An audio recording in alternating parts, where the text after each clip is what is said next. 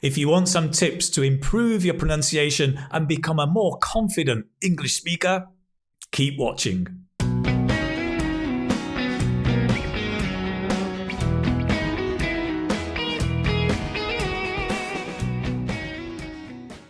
Hello, it's Keith from English Speaking Success and the website, The Keith Speaking Academy. Here to help you develop your speaking skills in a fun and professional way so you can face the IELTS examiner with confidence and ace your IELTS speaking test. Today's video is an exciting video full of tips to help you improve your pronunciation. And this is an interview with Hadar Shemesh.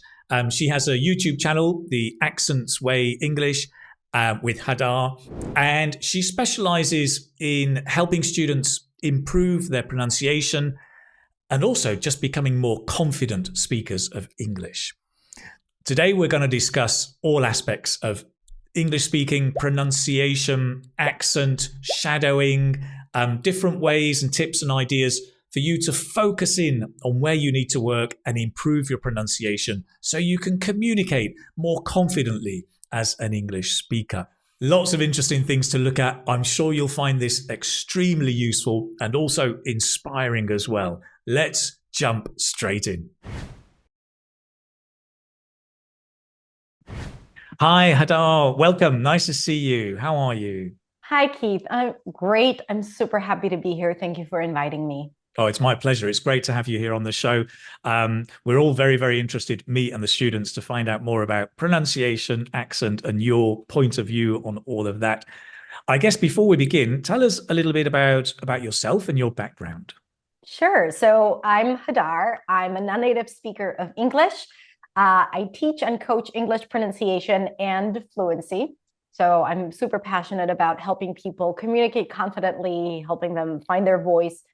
And I don't have like a conventional journey getting to where I am today, which is like the reality of life today. I started as an actress.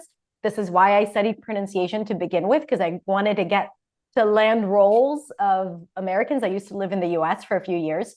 That's when I studied acting, and I started training on pronunciation, specifically American pronunciation, the American general American accent. Right. But it had a massive impact on my English, not just on how I sounded, but also how I felt communicating. And that opened up a lot of opportunities for me in terms of speaking more confidently, communicating better. And years later, after I'd moved back to my home country, which is Israel, I decided to explore that a bit more, and I started teaching. At first, I started teaching one-on-one, and then small groups. And now I have the privilege of teaching thousands of people around the world on YouTube, other platforms, and in my online courses. Right. So you have your website, YouTube channel, which is Accents Way. Is that right? Yes, Accents Way English with Hadar, and my website, which is just hadarshemesh.com. Fantastic. That's such an interesting background about acting and how the role that plays in speaking as well. I'm a frustrated actor. I would love to act more, and it comes out in my videos now and again. But I think it's really it's useful to think of your voice and your body as a tool to project and help communication. Let's talk more about it. I mean, talking about pronunciation, I've noticed on YouTube and in course books, pronunciation often kind of takes a second place. It's kind of, and in course books, you've got the grammar, the vocabulary. You very rarely see a pronunciation-based curriculum. Why do you think pronunciation gets pushed down a bit, and is it really important? I'll start with the second question. Is it really important? I think it's absolutely important, not just for, improving how you sound, which is obviously you want to communicate, you want to get what you want when you speak. It's not necessarily about making it easier for other people to understand you. It's really about you saying what you need to say and be able to get what you need from the other person. And I think it's important to sound clear so the communication is easier. But also working on your pronunciation absolutely helps you improve your confidence because you're not avoiding certain phrases or sentences because they have sounds that you're not comfortable with. So you feel more confident. Your vocabulary is more accessible because when you practice pronunciation, unlike grammar or vocabulary that is often very passive, reading, writing, and all of that, pronunciation has to be spoken out loud. And you have to use words. So when you practice pronunciation, you also improve your active vocabulary. So it's great for vocabulary. It helps you understand how to use less tension when you work on pronunciation. A lot of times we think that we need to do all these funky things with our mouth, when in fact, learning pronunciation helps you optimize how you use your mouth, and then you don't feel exhausted after speaking, which will affect your ability to communicate. Right. When you work on grammar, you have to repeat phrases. And when you work on pronunciation, you do that. Repetition is a big part of learning pronunciation, so it helps you improve your grammar. So it's a foundational tool for really everything related to learning English and speaking English fluently. And of course, to sounding clear, which is ultimately, our starting point. Now I forgot your first question. Well, that's interesting. That's great. I think that's the second question was the most important one. Is it really important? And you're saying clearly it's the foundation, like the foundation of the house. It's connected and helps your grammar, your vocabulary, and communication skills. Makes total sense. Absolutely logical. Yeah. So it should be up there. Students are challenged with pronunciation. They find it challenging. For you, what do you find the most challenging aspects of English pronunciation? Yeah. Okay. So, and I remembered your first question, why is it often not being in the front of the studies? And the reason is why it's challenging. Because first of all, English is not a phonetic language. What you see is not what you say, right? Unlike other languages like Spanish, French, Portuguese, where patterns are pretty consistent.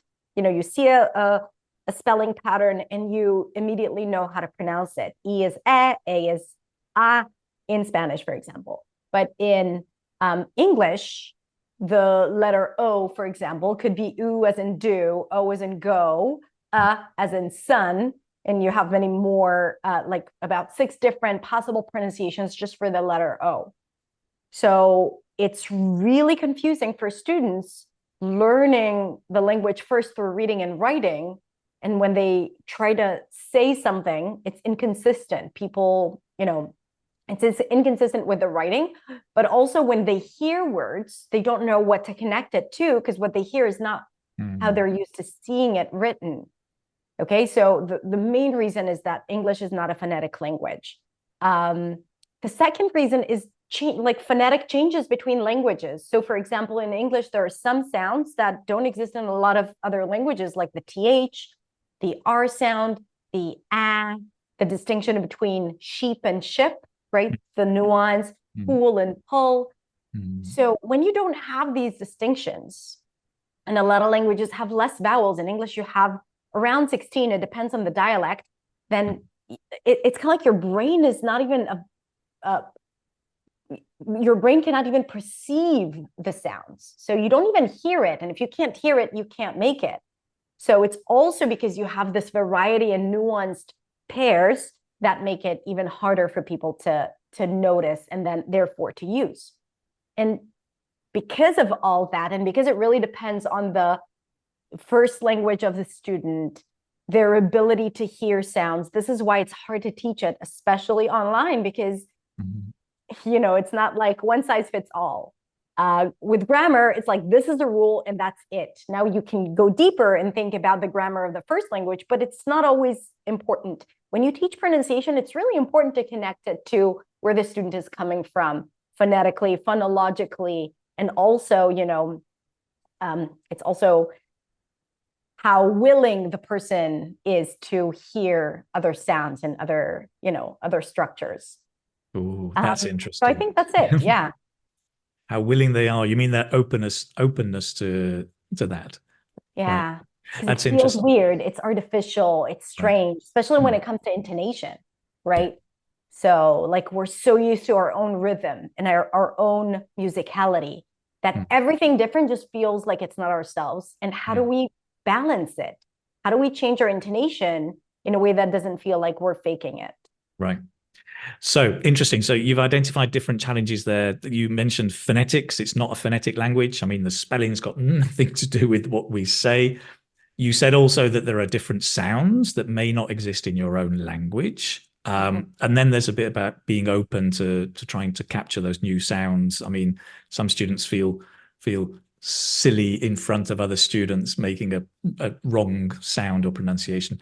So how, I mean, this is a big question, but how do you start then with students to overcome these challenges? What can students do to overcome the challenges? So I think first of all, they have to be convinced that it's good for them, that they need it, right? It's not just something to make them lose their identity or lose how they sound, right? Because a lot of times pronunciation or accent training is associated with that. Stop sounding like yourself and start sounding like a native speaker, which is a phrase that I absolutely dislike. Right. I'm being kind here because you don't have to be a native speaker or to sound like a native speaker Exactly. to be a good communicator and to sound amazing, right? So, and also, what is a native speaker, right? Like how you sound is not how I sound. It's not like someone else who lives in the US sounds or lives in Europe. So it's really silly when we think about it. And so I think the main thing that we need to remember is that it's just a tool to help you say what you want to say, and back to what I said, get what you want. So first of all, you have to be convinced that this is just designed to help you become more fluent and a better communicator. The second thing is that you have to open yourself up to start hearing the sound. So perception is key, understanding what are the challenges, right? And while you're doing that, you also have to prioritize. So I would not recommend for people to start learning all the sounds of English that exist or that don't exist in your first language. Only the sounds, or at least as a starting point, that pose an issue for you. So for example, if you always say words with R and people seem to not understand you, or you feel self-conscious, then probably this is a sound that you need to work on. But let's say the flap T, for those who want to practice American pronunciation and they say better instead of better, it's probably not as important because that's just like, the fine tuning of a language. That's already an accent versus pronunciation, which we will talk more about. So you have to improve your perception, start hearing the things that you're trying to practice. Then it's all about understanding how to form the sounds, right? So to know exactly what you need to do, this is pretty scientific. The tongue needs to be in a certain position, the jaw needs to be in a certain position, and the lips to be able to produce a sound. And then it's repetition, right? To make it a habit, to shift away from how you pronounce. Let's say you're used to pronouncing an L, a light L. So you say well, right, with a L sound, and you want to shift it to a dark L, which is produced more here, well. So you can do it in practice, but then every time you speak, you would go back to your natural pronunciation. You'll say well.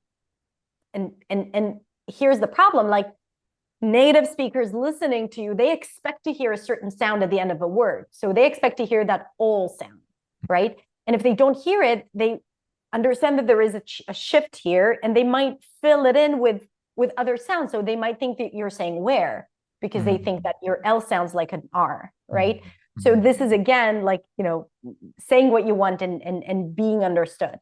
And then the repetition will help you change that habit from le to all, right? And it's just a matter of doing it again and again and again, recording yourself, listening back, and then using it intentionally when speaking. So you have to use it in real life practice when speaking to yourself, or definitely when speaking to others. So pretty much like this is a natural process of, prioritizing, perceiving, pronouncing, practicing, and then using it intentionally. That helps you integrate a new sound into your speaking. Interesting. It's almost like going down the gym, right? That you're training your new muscles, so to speak. 100%. And do you think then it is a good idea to isolate certain aspects and work on them? Like in the gym, you maybe work on your biceps or whatever. Because sometimes students say, you know, when I'm trying to focus on pronunciation, there's so much going on in my head. I've got to think about vocabulary and grammar and the right tense. And is it a good idea to break it down and work on little bits? Absolutely. I think that's the only way to go about it if you really want to improve, right? So you could do some exercises like shadowing, for example, where you work on everything. But even then, I would decide on what I'm focusing on. So, for example, a specific sound or intonation pattern. Up until now, I only spoke about intonation, about pronunciation, but in that we also have the rhythm and the melody and the stress, which is not less important and sometimes even more important for some speakers, right? So you definitely want to focus on a specific aspect when you are practicing.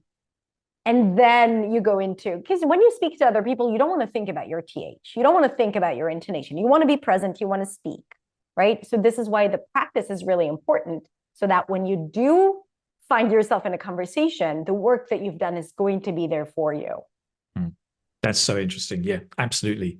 Let's talk about pronunciation and accent then. Are they the same?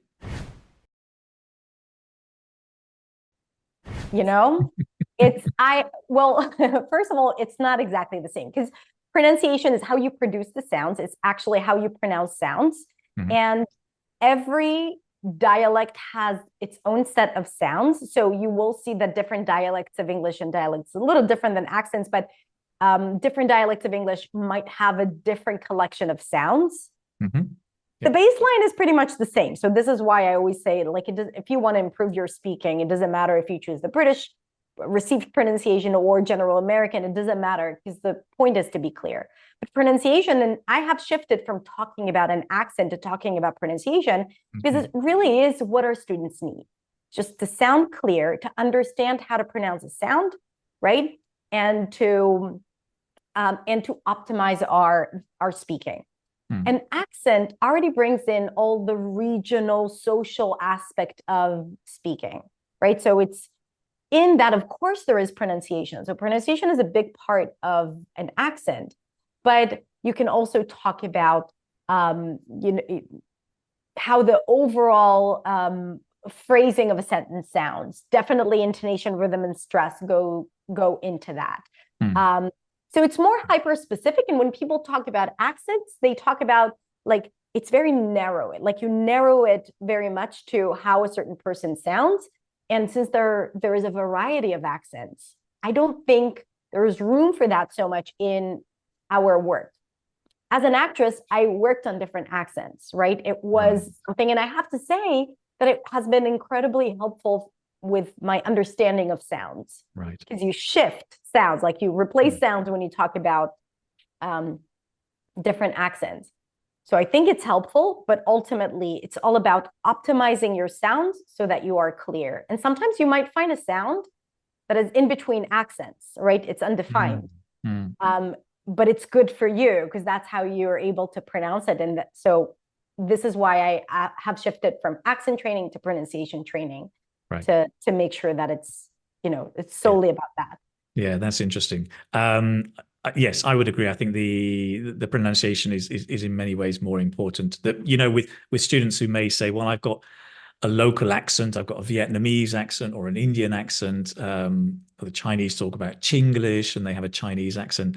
For me, so long as you're understandable and your control of pronunciation features is good, then it doesn't matter too much, right? I mean, I have interviewed Band 9 level IELTS candidates who have a local accent, but their pronunciation can be absolutely perfect. I wonder why it is there is an obsession with sounding like a native speaker, and I'm sure you don't want to talk about that because you don't like that idea. And I agree. I think it's not necessary to sound like a British person or an American person, right? Well, I think the main thing here to understand is that it creates this hierarchy. When you say sound like a native speaker, that means that how you sound right now is just not good enough. Right. which is our starting point to begin with. There is the imposter syndrome as a non-native speaker, that you always feel like a fraud and you're not good enough, because your second language or third language or fourth is never going to be like your first language. That's just the way it is. When you're born into a language, you have this control that you don't have, no matter how, like, that you are less likely to have when it's not your, when you haven't been brought up in that language. And that is okay. You know, I love my English. I think in English most of the time. I speak Hebrew to my daughters, but English is my, like, most of the days I speak more English than Hebrew. And it's like another aspect of my identity. But the reason why I speak Hebrew to my daughters is because this is the language that connects to my soul, because I was born into it, and it shouldn't replace it, and that is okay, right? So that when you have that concept, only if you sound like when you say speak like a native, it means that this is the ideal, this is the goal. And unless you're an actor who needs to, book a role or to act in a certain dialect, there really isn't a need. Now, I get it. The society is biased and people will face discrimination if they don't sound like someone else, right? I get that. I get that the world is distorted this way, and people do feel discriminated against or because of how they sound. But it doesn't mean that we need to operate from a place of inferiority. And when we lose that, like, I sound good as I am, right? Like, as I sound, and I just need to constantly work on delivering a clear message, on feeling confident and connecting to my sounds, then I think that's all you need, really. Yeah, I totally agree. Yes, yeah, absolutely. You talked earlier about phonetics as well. We talked about English not being a phonetic language. In the teaching of English, then, do you think students should learn the phonetic alphabet? Is it useful to learn that? That's a great question. I think it's student dependent. So I always introduce IPA, International Phonetic Alphabet, when I teach a certain sound, but I also introduce like a loose phonetic transcript. So for example, if I teach the a as in cat, sometimes I would just write the letter A and AH if I want to compare it with the ah sound. And sometimes if I see that my students I don't teach one-on-one anymore, but if I teach online or on YouTube, I would probably use both, because I also know that people who already have some kind of knowledge, they would want me to use the IPA, right? So I would use the IPA. But if I just start teaching sounds, I think it's good to associate a sound with a symbol that is not necessarily a letter. But I also recognize that it could be confusing for some people, like too much, like another language, another orthography. And then I would say it's not essential, right? Only if it helps you, because it's a good tool, but it's not a must. Right. It's like a crutch that can help you walk more smoothly if needed, but you may not need it. Not essential. Yeah, like it helps you kind of like release the fog. You need to associate a sound with something that is not the alphabet. And this is purely a curiosity question, because with AI and technology now, there are more and more pronunciation apps that are appearing, and I've used some and seen some, and I think they're interesting. What's your take on the pronunciation apps? Yeah, there are some apps that are better than others in terms of recognition, voice recognition. So they're able to detect things. Most of them don't do an amazing job yet. Like, I've noticed things that it's hard for the app to notice, or I understand why it gives a certain feedback, but it's not exactly like, there is a lot more nuance in someone's pronunciation when I give feedback, right? Like, I don't say how it is. I take into consideration everything else that happens and where they're coming from, what they need to hear. And I don't give feedback on everything, only the one thing that would help them sound clearer. And I think AI simply doesn't know how to do that. And I think it's good for students who don't it's cheaper than having a coach tell you what to work on, but always take it with a grain of salt. Like the whole scoring system, 100%, 96%, 50% is, it also gets us into this mindset of there is perfect and less than perfect, right? And then it always makes us feel not good enough, where, as long as you're clear and the human ear can understand you, that's good. And at the same time, a human ear, I've read this book called How We Say It, I think, or How to Say It, about a research conducted where two groups of people who speak in the same accent in the US, right? They were born in the same place. One group was of Korean descent, and one group was just white Americans, like, and they explored people listening to those two groups. And for the group of Korean descent, it was said that it was harder for them to understand them. And for the group of white speakers, it was easier for them to understand. They had the exact same accent. So also, we are biased as human beings, because when we see someone, we already have an opinion about how they sound, if they have an accent, if they sound like us or not. So, we also want to take that into consideration. The good thing about AI is that it's not biased. So, well, it depends on the data it's been trained on, right? That's also very, very true. So there is no absolute, correctness when it comes to pronunciation anyway. I agree. That conscious or even unconscious bias, I think it's there in the robots as well as in ourselves. Yeah. Very interesting. As a final tip, because a lot of my students here on the channel, they are preparing for exams and for IELTS, and sometimes some of them may feel like there's aspects of pronunciation are not quite right. Any suggestions or tips on how they can start improving their pronunciation?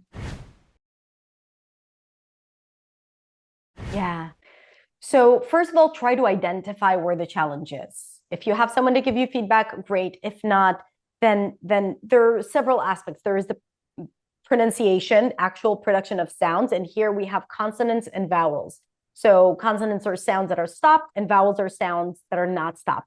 Try to identify what your biggest challenges are, which sounds you really need to work on, and focus on that. I'm all about the 80-20, right? So if, like I said, the R sound is a challenge, then try to focus on that. Because if we try to do too many things, especially preparing for an exam, it's going to be really, really hard to feel accomplished or feel the difference.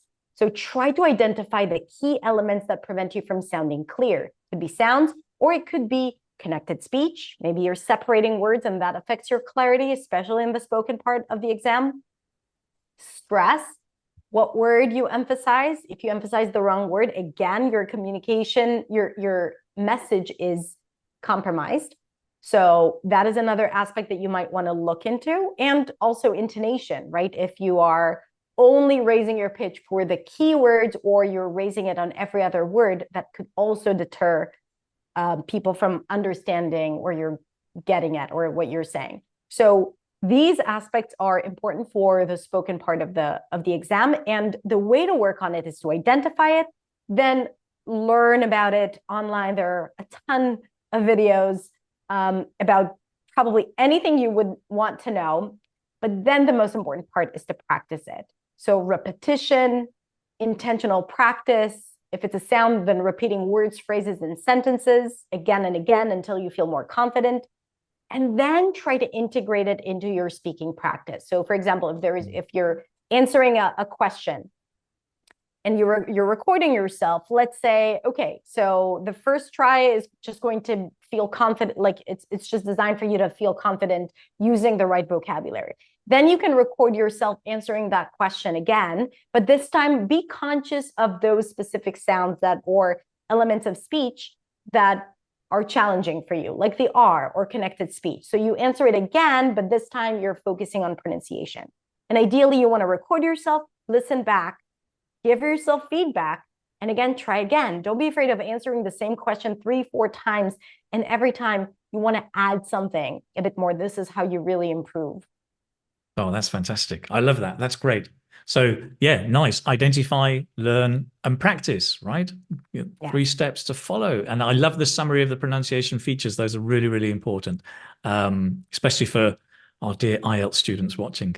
Yes. Hadar, wrapping up here. I mean, if people want to find out more about you, I know you've got a channel, you've got courses. Tell us a bit more where they can find you. Yeah, so everything is on my website. It's just my name, hadarshemesh.com.